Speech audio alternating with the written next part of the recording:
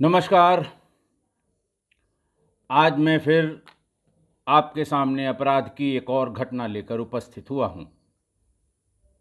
ये भी उसी वक्त की है, उसी कालखंड की है, जब विवेचना के लिए कोई मॉडर्न इक्विपमेंट्स नहीं थे। मोबाइल नहीं था, जीपीएस लोकेटर नहीं था, सीडीआर नेचुरली नहीं थी, मोबाइल में भी एंड्रॉयड फ़ोन नहीं थे, कम्युनिकेशन का कोई साधन नहीं था, सीसीटीवी बहुत कम प्रतिष्ठानों में 1% जगह पे शायद लगा हो। चौराहों पर, सड़कों पर, पार्कों पर आज की तरह सीसीटीवी नहीं लगे हुए थे। तारीख थी 8 अगस्त 1996। जिला लखनऊ, थाना हजरतगंज। शाम के वक्त एक महिला थाने पर आई। उन्होंने एसएचओ को बताया कि मैं sales tax officer Shri Trilokinath Varshney की पत्नी हूँ। सेल्स टैक्स ऑफिसर आज की तारीख में जिसे ट्रेड टैक्स ऑफिसर भी कहते हैं, ये पीसीएस के कंपटीशन के थ्रू आए हुए अधिकारी होते हैं। उन्होंने कहा मैं उनकी पत्नी हूँ और मेरे पति यानी श्री वार्ष्णेय आगरा में सेल्स टैक्स ऑफिसर यानी ट्रेड टैक्स ऑफिसर पोस्टेड थे। वो 3 अगस्त 1996 को अपने कमिश्नर यानी ट्रेड टैक्स कमिश्नर के यहाँ एक मीटिंग में आए थे, लेकिन अब तक वो वापस नहीं पहुँचे। ये बात 8 अगस्त की है, 3 अगस्त को आए थे यानी 5 दिन हो गए हैं। न उन्होंने कहीं से फ़ोन किया। 3 तारीख को उनका लास्ट फ़ोन आया था कहीं से कि मीटिंग ख़त्म हो गई है, रात में 10 बजे की ट्रेन है। उन्होंने ये बताया कि 10 बजे की ट्रेन जहाँ जहाँ रुकती थी हम लोगों ने सब जगह ढूंढा, सारे रिश्तेदारियों में ढूंढ लिया, लेकिन श्री वार्ष्णेय का कोई पता नहीं लग रहा है और हमें कुछ अनिष्ट की आशंका लग रही है। अपने सहयोगियों से बार बार पूछा जो उनके सहयोगी थे। सेल्स टैक्स कमिश्नर का जो ऑफिस है उसमें एक ही लैंडलाइन का फ़ोन है। मैंने 3 दिन तक अलग अलग पीसीओ से ट्राई किया, लेकिन ज़्यादातर समय वो बिज़ी रहता था। जब कभी मिलता था तो ये बता दिया जाता था कि कमिश्नर साहब मीटिंग में हैं या नहीं हैं या बाहर हैं। यह उस समय बड़ा बड़ा कॉमन था। किसी का फ़ोन लैंडलाइन पे आया और उसने पूछा कि साहब साहब हैं, उधर से आवाज़ आई कि नहीं साहब पूजा कर रहे हैं। 8 बजे फ़ोन करिए तो भी पूजा कर रहे हैं, 10 बजे करिए तो भी पूजा कर रहे हैं, 12 बजे करिए तो भी पूजा कर रहे हैं। 12 बजे के बाद करिए तो साहब फील्ड में हैं, साहब मीटिंग में हैं, फ़ोन अटेंड नहीं कर सकते। कितनी बार आदमी फ़ोन करेगा। एक बार बड़ी मुश्किल से तीसरे दिन उनसे संपर्क हो पाया। मैंने बताया कि मैं त्रिलोकीनाथ वार्ष्णेय की पत्नी हूँ। 3 तारीख की आपकी मीटिंग में वो गए थे, उसके बाद से अभी तक उनका कुछ पता नहीं है। कमिश्नर साहब ने कहा कि हाँ आप सही कह रही हैं, 3 तारीख को वो मीटिंग में आए थे, पूरी मीटिंग में रहे, मीटिंग ख़त्म हो गई, उसके बाद कहाँ गए मैं बता नहीं सकता। मैं कोशिश करता हूँ कि जो हमारे मातहत उस समय थे मीटिंग में वो हमको बता पाएँ कि आखिरकार उनकी क्या लोकेशन उसके बाद मिली थी। ये जो कमिश्नर का ऑफिस है वो पीसीएफ बिल्डिंग में है। पीसीएफ बिल्डिंग एक लैंडमार्क लोकेशन है लखनऊ के लिए। ये जब आप हज़रतगंज से स्टेशन की तरफ चलेंगे तो स्टेशन से थोड़ा पहले राइट हैंड साइड में एक मल्टी स्टोरीड बिल्डिंग है। जिस ज़माने में बहुमंजिली इमारतों का निर्माण शुरू हुआ था उस ज़माने में ये शायद पहली दूसरी सरकारी बहुमंजिली बिल्डिंग थी, इसलिए ये लैंडमार्क लोकेशन है। पीसीएफ बिल्डिंग के आगे पीछे सामने आज भी ये लैंडमार्क लोकेशन है, जबकि उससे ज़्यादा ऊंची, उससे ज़्यादा खूबसूरत और उससे ज़्यादा बड़ी इमारतें अगल बगल बन गई हैं।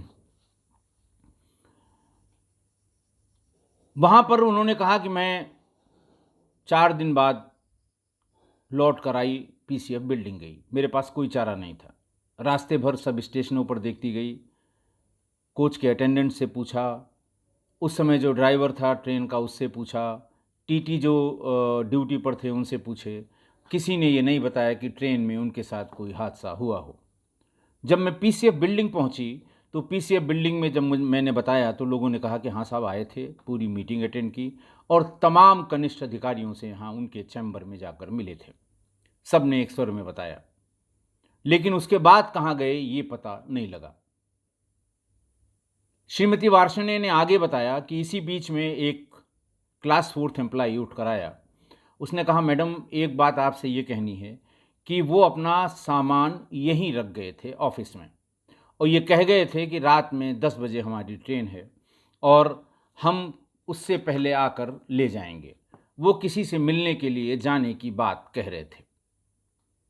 ये सुनकर श्रीमती वार्ष्णेय थोड़ा आश्चर्य में आई। उन्होंने वो सामान देखने की इच्छा प्रकट की। उन्हें दिखाया गया वो वार्ष्णेय साहब का ब्रीफकेस जिसमें कागज़ पत्तर रहता है, एक छोटा सा बैग जिसमें उनके कपड़े, अगर एक आध दिन रुकना पड़ जाए उस हिसाब से उनके कपड़े थे। तो ये तय हो गया कि वो यहाँ सामान रखकर कहीं बिना सामान के गए थे। कमिश्नर साहब ने कहा कि मैंने सभी जो उस समय मौजूद थे मीटिंग में उनको बुलाकर कह दिया है, आपको जितनी मदद हो सकती है वो मदद करेंगे। पीसीएफ बिल्डिंग चूंकि थाना हजरतगंज में है तो कर्मचारियों ने बताया कि साहब सामान उनका यही है और यहाँ तक वो आए नहीं सामान लेने, इसका मतलब कुछ गड़बड़ है। वो कुछ कर्मचारी, श्रीमती वार्ष्णेय के कुछ परिजन और श्रीमती वार्ष्णेय पहुँच गई थाना हजरतगंज। थाना प्रभारी ने पहले तो उनसे पूछताछ, कौन अधिकारी है, कहाँ के अधिकारी हैं, कौन सा डिपार्टमेंट है, बड़े अधिकारी हैं कि छोटे अधिकारी हैं, उस लिहाज से उसने उनको जांचा परखा। शायद वो ये जानने की कोशिश कर रहा था कि ये किसी का फ़ायदा या नुकसान करने वाली पोस्ट पर या फ़ायदा या नुकसान करने वाले अधिकारी तो नहीं हैं। या तो ये किसी का फ़ायदा नुकसान करने वाले अधिकारी हैं या फिर कोई छड़ी छाप अधिकारी हैं जिनसे कोई न किसी को फ़ायदा हो सकता है, खासकर पुलिस को, और न कोई नुकसान हो सकता है। इतना जानने के बाद उसने हुलिया, पैंट शर्ट क्या पहने थे, साथ के लोगों ने बताया कि ये पहन के मीटिंग में आए थे। और इतना सब सुनने के बाद कुछ अंदाज़ा लगा कि उसने कहा कि आपने सब रिश्तेदारियों में देख लिया। श्रीमती जी ने कहा कि हाँ, मैंने कोशिश करके सारी रिश्तेदारियों में देख लिया जहाँ वो जा सकते हैं। फिर इंस्पेक्टर बोला कि मैडम एक बात बुरा ना माने, कोई महिला मित्र तो नहीं है कि वो यहाँ आए हों, अपना सामान वामान छोड़ के उसके यहाँ उससे मिलने चले गए हों और वहीं पर हों। अगर आपको कोई आइडिया है तो आप बता दीजिए, आपको जानने की ज़रूरत नहीं है, हम लोग पुलिस भेज के वहाँ दिखवा लेंगे कि कहीं वो किसी के घर रुके तो नहीं हैं। ये सुन के श्रीमती वार्ष्णेय आश्चर्यचकित भी हुई और उन्होंने प्रतिकार किया। उन्होंने इसका विरोध किया। उन्होंने कहा, देखिए मैं क्लास 2 गस्टेड ऑफिसर की पत्नी हूँ, आप मुझसे इस तरह की बात मत करिए। मैं एफआईआर लिखाने आई हूँ, आप मेरी एफआईआर लिख के मुझे कॉपी दे दीजिए। इतनी सब बातचीत में इंस्पेक्टर पूरे प्रकरण को उसने साम, दाम, दंड और भेद के तराजू पर अलग अलग तौल लिया और ये कन्फर्म हो गया कि ये हमारा न बना सकते हैं न बिगाड़ सकते हैं। उसने ज़ोर से आवाज़ लगाई मुंशी को कि मैडम से एक एप्लीकेशन लिखवा लीजिए और इनकी गुमशुदगी लिख दीजिए। श्रीमती वार्ष्णेय को एफआईआर और गुमशुदगी का अंतर नहीं पता था। उन्होंने कहा, मैडम चले जाइए, मुंशी आपको कागज़ दे देगा, आप लिख दीजिए जो आप बता रही हैं और फिर ये मुहर लगा के आपको दे देगा। श्रीमती वार्ष्णेय खुश हुई कि वो शायद हमारी एफआईआर लिख ली जाएगी। मुंशी जी ने एक हार्ड बोर्ड, जो क्लिप वाला हार्ड बोर्ड होता है, उस पर 2 कागज़ के बीच में एक कार्बन लगाकर, एक पिन लगाकर क्लिप करके उन्हें दे दिया। बोली, मैडम ऊपर इसमें प्रभारी निरीक्षक हजरतगंज लिख के उसके बाद अपना सब पूरा डिटेल लिख दीजिए, नीचे अपना नाम पता लिख दीजिए और अगर आपके घर का कोई टेलीफोन नंबर हो तो वो ज़रूर लिख दीजिएगा। श्रीमती वार्ष्णेय ने अपने परिजनों की मदद से वो पूरी दरखास्त लिख ली। लेकर वो मुंशी के पास गए। मुंशी ने फ़ौरन ऊपर देखा, नीचे देखा, उसके ऊपर एक मुहर लगाई थाने की, जीडी का नंबर और तारीख डालकर एक चिड़िया बिठा दी। आप कोई कागज़ लेने जाइए अगर थाने पर, तो आपको पूरा दस्तखत कभी नहीं मिलेगा, टेढ़ी मेढ़ी चिड़िया ही मिलेगी, ताकि कल को ये आराम से इनकार किया जा सके कि ये मेरा दस्तखती कागज़ नहीं है। खैर, उनको ये लगा कि शायद एफआईआर हो गई। बाहर निकलकर उन्होंने उसकी कई फ़ोटोकॉपीज़ कराईं, कुछ अधिकारियों को दी, कुछ अपने परिजनों को दी। वो लिए 5-6 दिन सबके दरवाजे भटकते रहे कि साहब मैंने एफआईआर करा दी, फिर भी अभी तक कोई कार्रवाई नहीं हुई। पीसीएफ बिल्डिंग में सेल्स टैक्स के जो ऑफिसर्स बैठते हैं, उन लोगों के अंदर थोड़ा-थोड़ा रोष पनपने लगा। वहाँ पर एक सेल्स टैक्स अधिकारी कर्मचारी महासंघ है। इन लोगों ने 3-4 दिन की नोटिस का एक हड़ताल का आह्वान किया कि साहब फलां तारीख को सभी वो पेन डाउन स्ट्राइक, हम कोई काम नहीं करेंगे, काला फीता बांधकर ऑफिस आएंगे। हमारे ब्रदर अफसर का आज तक पता नहीं लगा, पुलिस कुछ कर नहीं रही है। जैसे ही हड़ताल की नोटिस अखबारों के पास गई और अगले दिन अखबारों में छपी, फ़ोन खड़खड़ाने लगे कि अरे भाई क्या बात है, क्यों ये स्ट्राइक पे जा रहे हैं। कमिश्नर ने बताया कि साहब ऐसे ऐसे एक मेरा अधिकारी 10 दिन से गायब है, उसका कुछ पता नहीं लग रहा है, पुलिस कुछ नहीं कर रही है। सचिव और प्रमुख सचिव स्तर के अधिकारियों ने उनसे कहा कि मैंने डीजीपी से बात कर ली है, उनकी पत्नी को कहिए कि जाके सीधे डीजी से बात करके अपनी बात बताएं। परिजन और उनकी पत्नी डीजीपी से मिलने गईं। उन्होंने बताया कि साहब एफआईआर किए हुए भी इतने दिन हो गए, लेकिन अभी तक कोई कार्रवाई नहीं हुई। डीजीपी ने कहा कि लाइए एफआईआर की कॉपी दीजिए, उसमें क्राइम नंबर दिया होगा, मैं अभी एसएसपी से बात करके आपकी एफआईआर पे कार्रवाई कराता हूँ। फ़ौरन एक फ़ोटो कॉपी जो गुमशुदगी वाली थी, जिसमें थाने की मुहर लगी हुई थी, वो उन लोगों ने बता दी। डीजी साहब समझ गए कि थाने ने सामान्य गुमशुदगी लिख के इनको टरका दिया है। फ़ौरन उन्होंने एसएसपी को फ़ोन मिलाया। सूर्य कुमार शुक्ला साहब एसएसपी थे। उन्होंने कहा एक गस्टेड अफसर गायब हो गया, सेल्स टैक्स जैसे बहुत ही अहम डिपार्टमेंट का, और ज़रा अपने थानेदार से पूछिए, अपने इंस्पेक्टर से पूछिए कि केवल गुमशुदगी में उसको लिख के टाल दिया, बहुत ही ख़राब बात है, मैं जांच कराऊंगा, इसके खिलाफ कार्रवाई कराऊंगा। जैसे ही ये बात नीचे कम्युनिकेट हुई, फ़ौरन एक एफआईआर लिख ली गई किडनैपिंग की। अपहरण की धाराओं में मुकदमा दर्ज करके फ़ौरन उसका एक आईओ नियुक्त हो गया, टीमें बना दी गई। 3 टीमें बनाई गईं। एक टीम आगरा उनके घर पे जाके आसपास के लोगों से पूछ के कोई उनकी अदावत, कोई रंजिश, कोई ज़मीन का मामला, जर-जोरू ज़मीन में कोई अगर चीज़ निकल आए वहाँ लोकल, तो वहाँ से पता करके आएँ। दूसरी टीम पीसीएफ बिल्डिंग के लिए गई कि जब वहाँ आए थे मीटिंग अटेंड की थी, सबसे मिले थे, फिर कहाँ गायब हो गए और सामान अपना रख के क्यों गए। इन कारणों का पता करने के लिए दूसरी टीम गई और तीसरी टीम उनकी रिश्तेदारियों के लिए रवाना की गई कि उनकी श्रीमती से पूछ के उनकी जितनी रिश्तेदारियां हैं सब जगह जाके देखें, ऐसा तो नहीं घर में किसी मनमुटाव के चक्कर में या मनमुटाव के कारण वो कहीं और जाकर रह रहे हों। आगरा जो टीम गई थी वहाँ उन्होंने उनकी श्रीमती से जो कागज़ पत्तर घर पे रखते हैं अपने पर्सनल टाइप के, ऐसे जो सर्विस से रिलेटेड मैटर होते हैं, फाइलों में लोग रखते हैं, वो मांगा तो वो उनको मिल गई। उसमें एक एफआईआर की कॉपी मिली। ये एफआईआर थाना हजरतगंज में लिखाई गई थी। उसके वादी श्री त्रिलोकीनाथ वार्ष्णेय ही थे। एफआईआर लिखाई गई थी किसी सुरभि पेट्रोलियम वालों के खिलाफ कि इन्होंने पैसा लेकर भी गैस की एजेंसी के कागज नहीं दिए। 467, 68, 19, 20 का आईपीसी के सेक्शंस में मोस्ट ऑफली ये मुकदमा रहा होगा, एफआईआर रही होगी।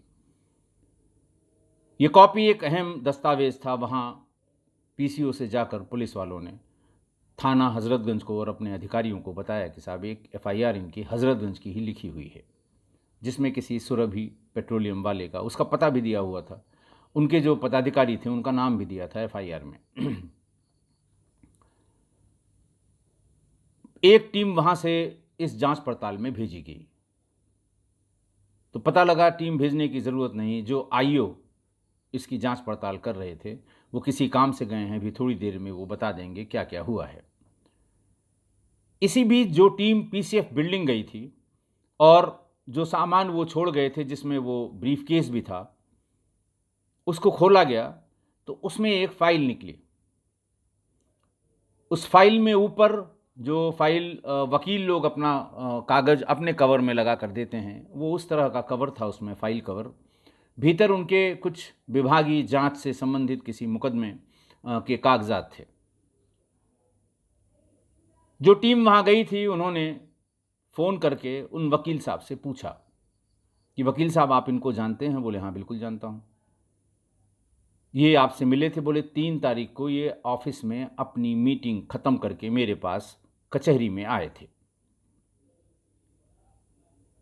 जो लैंडलाइन नंबर उस पे लिखा हुआ था वकील के फ़ोल्डर में, उस पर वो उनके कार्यालय का, उनके चैम्बर का नंबर था। चैम्बर से मुंशी ने उनके ये बताया कि वो किसी बहस में गए हैं, आप उनके बस्ते पर चले जाइए और उनके बस्ते पर ये पता लग जाएगा किस कोर्ट में हैं, वहीं आप उनसे संपर्क कर सकते हैं। संपर्क करने पे उन्होंने ये सूचना दी कि वो मीटिंग अपनी ख़त्म करके, जल्दी मीटिंग हो गई थी, मेरे पास आए थे और मुझसे मिले, बताया कि मीटिंग जल्दी ख़त्म हो गई, मैंने सोचा आपसे मिल लूँ, अपना जो वो विभागीय जाँच-वाँच का जो चक्कर था उसकी अपडेट ले लूँ।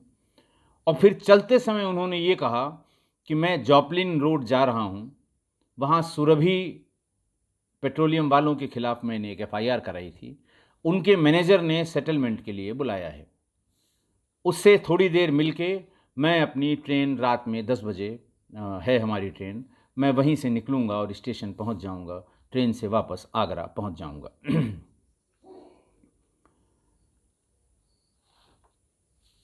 जब इतनी बात बता दी गई तो 2 चीज़ें, इतनी अथक प्रयास के बाद, सारे मैनुअल इनपुट्स के बाद 2 चीज़ें मिलीं। एक वो वकील, यानी मीटिंग के बाद पीसीएफ बिल्डिंग से वो वकील से मिलने गए थे और वकील को जॉपलिन रोड बता के गए थे कि वो जो एफआईआर मैंने कराई है उस संबंध में कोई सेटलमेंट है। सुरभि इंटरनेशनल जॉपलिन रोड में जो है उसके खिलाफ एक मुकदमा भी लिखाया उन्होंने। तो बात समझ में आ गई कि अगर उसने सेटलमेंट के लिए बुलाया है तो ये गए ज़रूर होंगे। पूरी टीम वहाँ से निकली पीसीएफ बिल्डिंग से और वहाँ से सीधे जॉपलिन रोड पर सुरभि पेट्रोलियम के ऑफिस पहुँच गई। वहाँ पर उनके मैनेजर बीके तिवारी मौजूद मिले।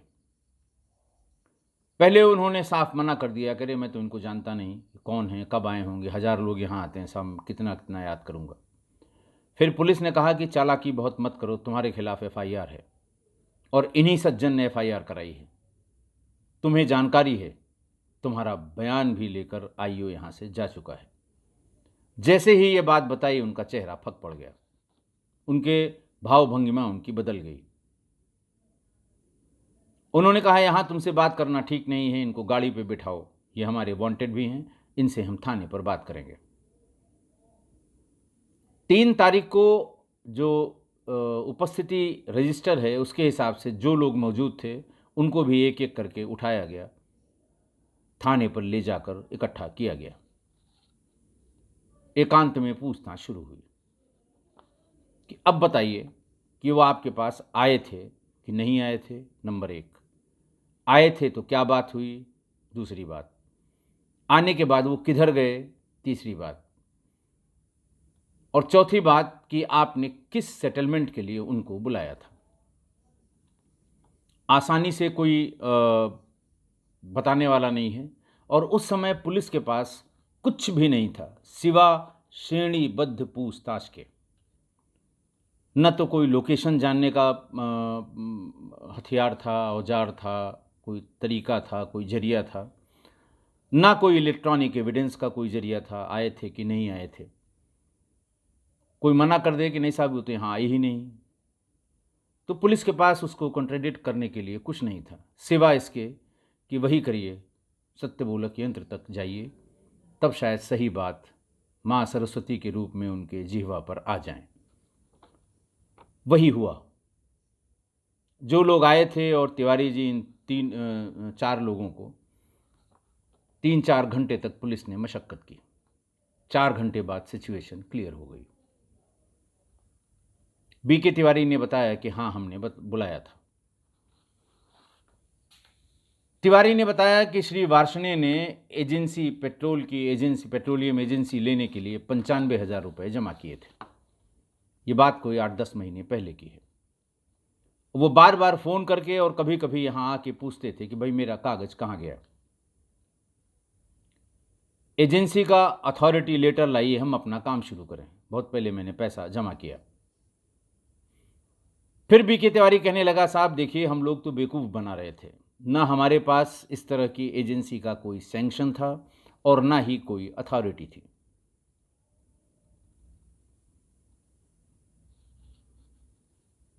जब वो बार बार इस तरह टाल मटोल के चक्कर में 16 अप्रैल को उन्होंने हम लोगों के खिलाफ एक नामजद FIR करा दी, पैसा हड़पने की, बेवकूफ़ बनाने की और इस तरह के आरोपों में, इस तरह की धाराओं में FIR करा दी। थाने वाले आए और हमसे पूछताछ भी कर गए। फिर ये बताया कि आज से करीब 1 हफ्ते पहले, यानी 3 तारीख से 1 हफ्ते पहले उन्होंने फ़ोन किया। जब उन्होंने फ़ोन किया तो मैंने उनको ये बताया कि आप यहाँ पर आ जाइए और आप क्यों इतना परेशान कर रहे हैं, मैं आपका पैसा वापस कर देता हूँ। हेडक्वार्टर से कागज़ आने में देर हो रही है, ये तरीका वो तरीका, दुनिया भर के बहाने बनाना ये लोग जानते हैं। और उस ज़माने में इस तरह की बहुत ढेर सारी एजेंसीज चलती थी। पैसा लेके तालाबंद की भाग गईं, आदमी परेशान घूमता रहता था। किसी को सीमेंट की एजेंसी चाहिए, किसी को कोटा, राशन का कोटा चाहिए, किसी को पेट्रोल की एजेंसी चाहिए, पेट्रोल पंप चाहिए। बीच में ये लोग यहाँ चूँकि लखनऊ के आसपास रहते हैं, बाहर से लोग आते हैं, उनको बेवकूफ़ बना के पैसा ले लेते हैं और फिर जो कमज़ोर हुआ उसको दबा लेते हैं, जो मजबूत हुआ पैसा वापस कर देते हैं। उस दिन भी उन्होंने आते ही कहा कि पैसा हमारा वापस करने के लिए बुलाया है और कौन सा सेटलमेंट इसमें पॉसिबल है, आप पैसा हमारा वापस कर दीजिए, हम अपने घर जाएं, आप अपना काम करिए। हम लोगों के पास पैसा था नहीं, हम पैसा सब खर्च कर चुके थे। बुलाया सिर्फ इसलिए था कि पुलिस को थोड़ा कम परसू करेंगे जब इनको ये पता लग जाएगा कि हमारा पैसा वापस होने वाला है। हम लोग उनका टाल मटोल करते रहे, उनसे इधर उधर की बातें करते रहे। इसी बीच में वो तमतमा के उठे ऑफिस से और सड़क के उस पार निकल गए। थोड़ा आगे जाकर एक PCU है, उसमें घुस गए। हमने अपने कर्मचारियों को बताया कि जाके देखो कहाँ जा रहा है। उसने बताया कि साहब PCO गए हैं। हम लोग फ़ौरन PCO की तरफ लपके। हमें ये डर था कि हमारे खिलाफ मुकदमा इन्होंने ही कायम कराया है, थाने पर FIR है, अगर ये पुलिस को बुला लेंगे तो पुलिस की मजबूरी होगी, हम लोग सब बंद हो जाएंगे। वहाँ जाकर पहले उनसे अनुनय विनय की दृष्टि से हम लोगों ने कहा कि साहब पैसा आपका वापस हो जाएगा। बोले तुमने बुलाया था वापस करने के लिए, मैं आ गया हूँ, पैसा हमारा कहाँ है। तिवारी ने कहा, फिर उनसे कहा कि देखिए हमारा हेड ऑफिस, हमारा गोडाउन वो शंडीला में है, हरदोई में। अभी आप हमारे साथ चलिए, वहाँ आपको कागज़ भी, या तो कागज़ दे देंगे या पैसा, आपका जो ऑप्शन करे वो ले लीजिएगा। वार्ष्णेय साहब ने कहा मैं कतई नहीं जाऊँगा, मैं PCF बिल्डिंग में जा रहा हूँ, आप जाइए, कागज़ ले आइए, हमको PCF बिल्डिंग में दे दीजिए। उसने कहा साहब आप मेरे साथ चलिए, वहाँ जिन 3-4 रजिस्टरों पे सिग्नेचर करने होते हैं उनको वहाँ से ले आना संभव नहीं है, हेडक्वार्टर वाले कभी नहीं देंगे। वहाँ सिग्नेचर करिए, एक एफिडेविट भी वहाँ साइन होगा आपका, जो अभी मैं फ़ोन करके बता देता हूँ वहाँ पर तैयार मिलेगा।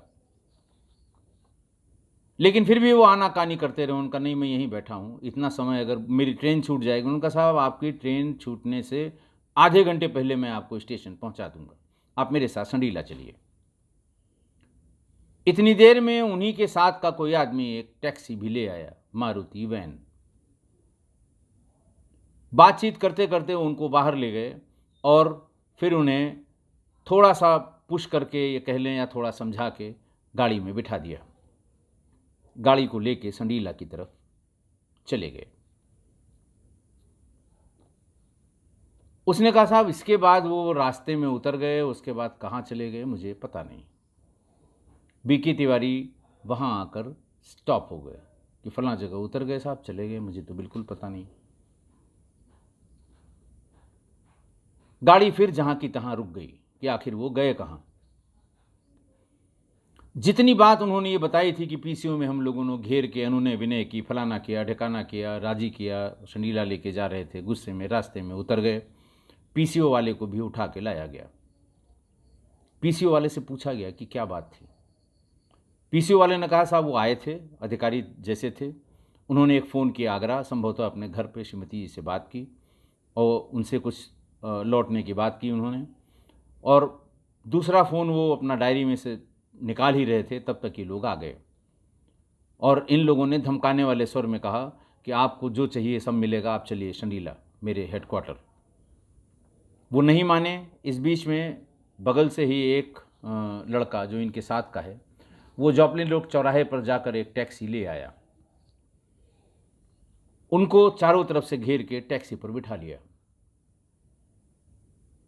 उसने कहा साहब उस टैक्सी वाले को भी हम जानते हैं, उसका नाम संतोष है, मारुति वैन वो टैक्सी में चलाता है, टैक्सी का नंबर UP 32D0595 है। वो हमेशा जॉपलिन रोड चौराहे पर ही खड़ी रहती है, वहीं से सवारी ले आती है और लगभग वहीं पे सवारी उतारती है। ये बड़ी इंपॉर्टेंट लीड थी।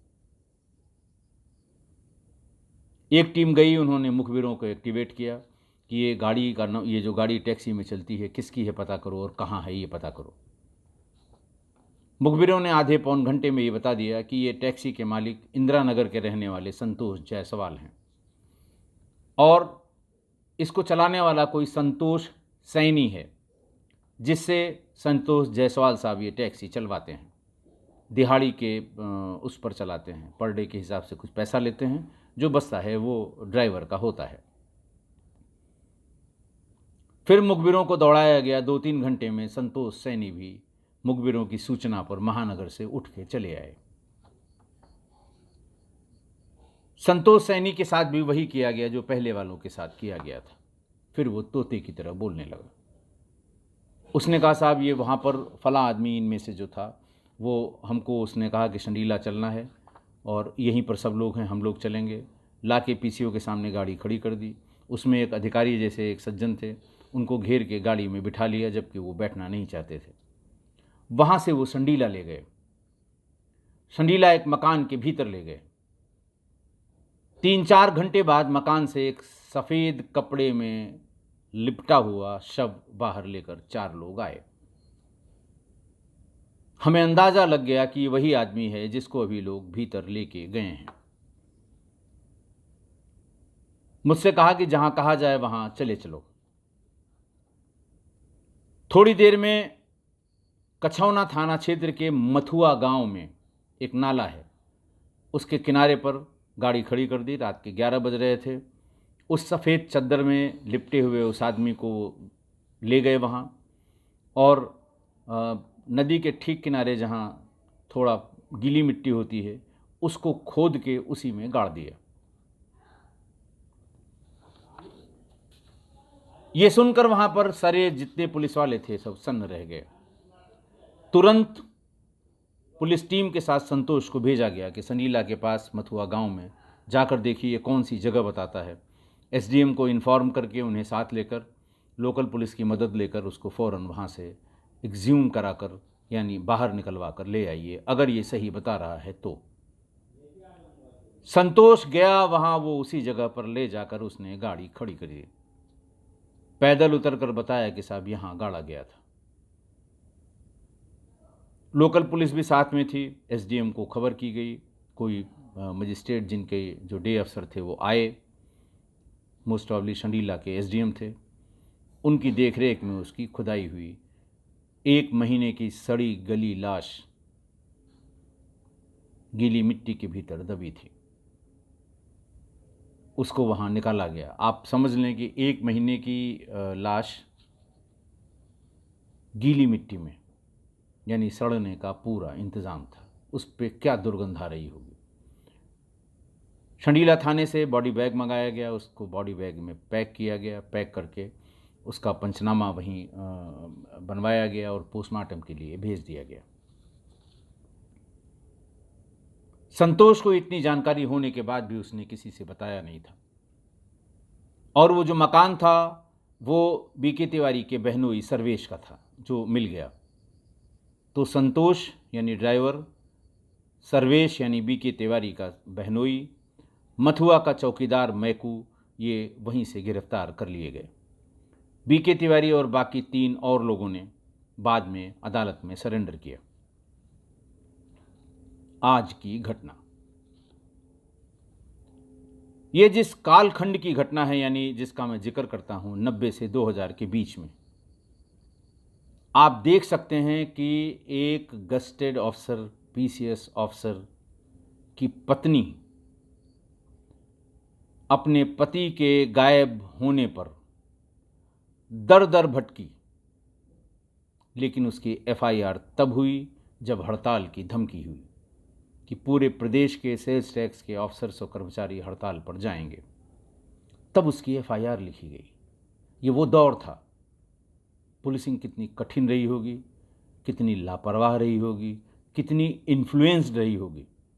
हज़रतगंज का इंस्पेक्टर, उसके सीधे तार होते हैं। हज़रतगंज प्रदेश की सबसे इम्पॉर्टेंट पोस्टिंग होती है अगर थाने की बात करें, कोतवाली की बात करें, और उन्हें सत्ता के सर्वोच्च शिखर पर बैठे हुए लोग सीधे जानते हैं और कभी कभी उनके कहने पर ही हज़रतगंज कोतवाली में पोस्टिंग होती है।